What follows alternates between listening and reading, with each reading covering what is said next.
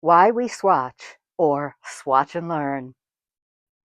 I recently completed a hand-knitted gift sweater and sewed in a zipper. I basted it by hand and then I machine sewed it. Today I want to show you uh, what I didn't know because I swatched but did not block my swatch, and how that's going to translate into a hat made from some of the same yarn. I also want to demonstrate for you blocking techniques for wool hats and garments.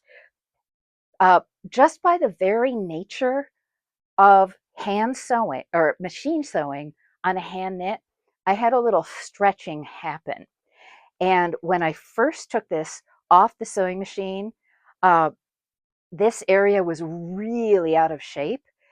I want to show you, using my trusty tailor's ham, wool side up, how I can continue to steam out this problem area so that it lays a little flatter. So a tailor's ham is just basically, it's a ham-shaped thing of sawdust. One side is cotton, one side is wool, and you can see that certain little kitties like to use their teeth on it.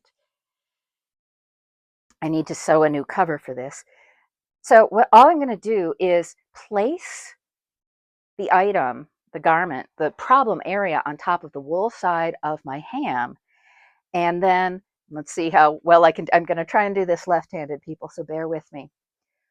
Then I'm just putting the iron close to the fabric, but not on it, because I don't want to press it flat. This is a textured knit pattern. And if I smush it down with the iron, that would be bad. So I just put it near it and give it a couple shots of steam. And if I do feel the urge to add a little pressure, I just kind of tap it, tap it, tap it, and leave it on the ham to dry. So what I learned from not fully swatching turned out to be really important. As always, I did knit a swatch. I tested my gauge because I was actually modifying an existing pattern to use much fatter yarn. The original pattern I was following called for sport weight, and I was going up to worsted weight. So I needed to know how many stitches I was getting per inch in this lovely textured design. And I did that.